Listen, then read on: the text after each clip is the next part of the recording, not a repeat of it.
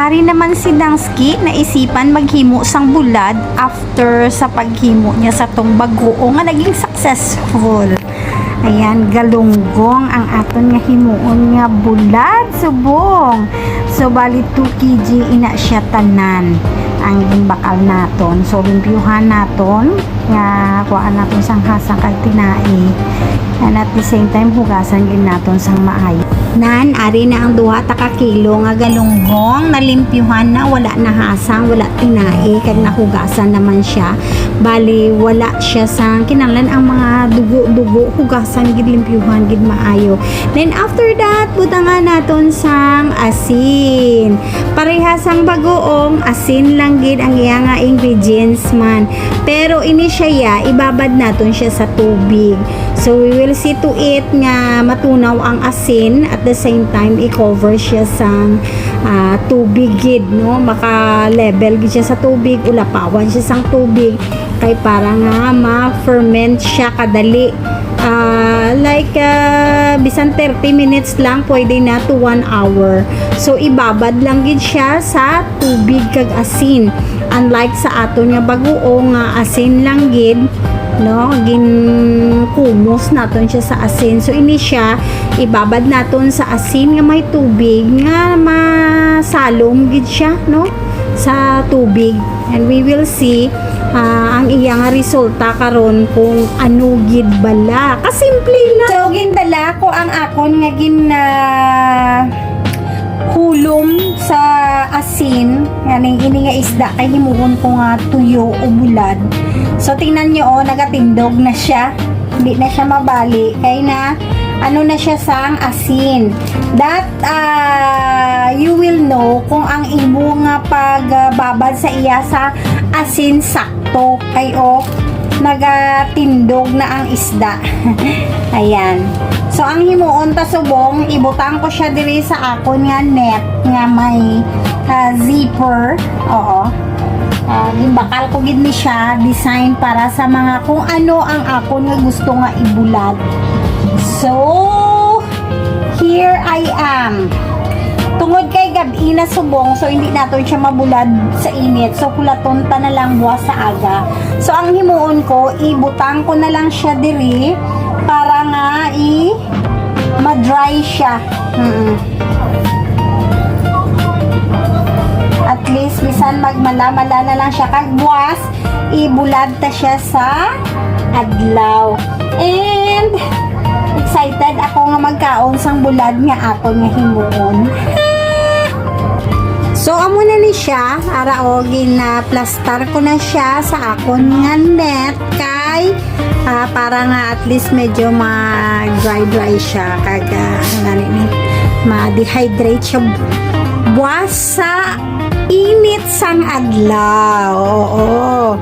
So gimbakal ko gid ning akon nga net, designated gid siya sa mga anything nga gusto ko ibulad. So isipper lang naton, siraduhan na siya para nga ang langaw hindi makasulod sa iya.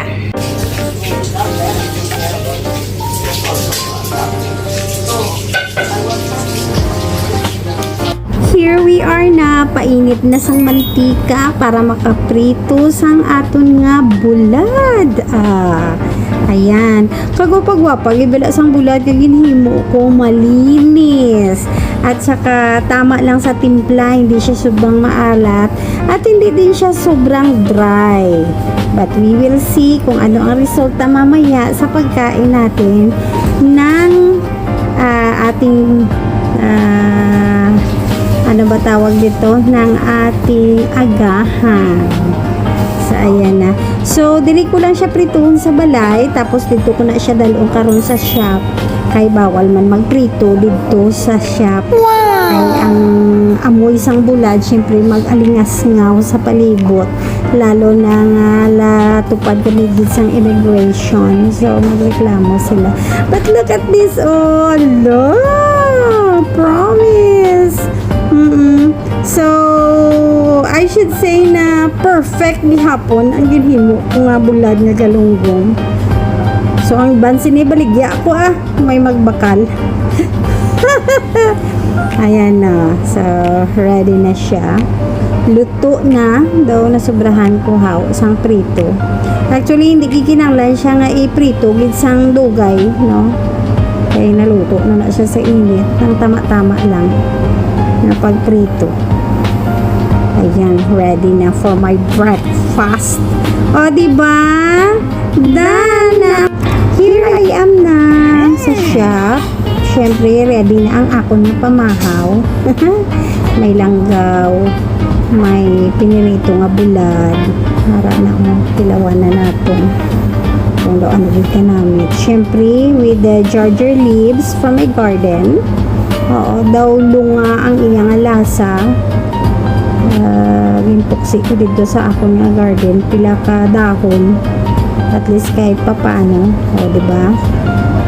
Ayan. Tinawantang ato nga pinirito nga bulad. Isawsaw natin sa langgaw. Perfect gid dayon ang aton nga pamahaw. O, diba? Uy, kanam. So, the best manamnam mo gid ang bulad. Hindi siya sang sobra kaalat. Kag hindi man siya sang dry kaayo. Tama lang. So, perfect na naman ang aton nga pamahaw. Sini. Kag tama lang, limited lang pod ang aton nga kanon kay budlay man kung magpa-underize kita. Pero masiling ko nga it was a successful successful na naman ang aton nga paghimo sang bulad. Syempre successful na naman siya, no? Kag pwede gid siya makwartahan. Oo. Te, mamahaw kita. Oh, may ara gali pag gid ako nga laswa. Ako nga daan daw hindi ko mabuhi kung wala sang laswa kada adlaw. So may ara kita nga ginlapuhan lang tangkong, kalabasa nga may saluyot o kag balunggay nga halin sa aton nga garden along with ginger. So namit gid ang pamahaw ko. Oo. Te, mamahaw kita. Sa kanamit gid sang akon nga kaon. Ganado gid tod kay may ara nga bulad. Te, solve na ang akon iya nga pamahaw. Kag with matching saging kita para nga gid kompleto ang aton nga kabusganan. Ayan. Hindi ko mawadaan saging everyday. So after ko kaon may ara ko saging permi. Ti, salamat gid sa inyo nga pagsubaybay sang akon nga mga videos.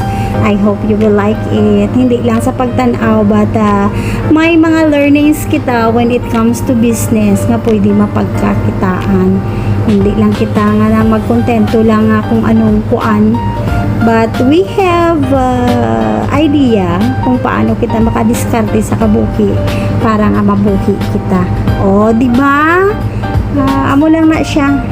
Simplihan naton ang mga simple, mga barato nga butang nga pwede naton makwartahan. Te, bye for now. God bless you all. Thank you for watching.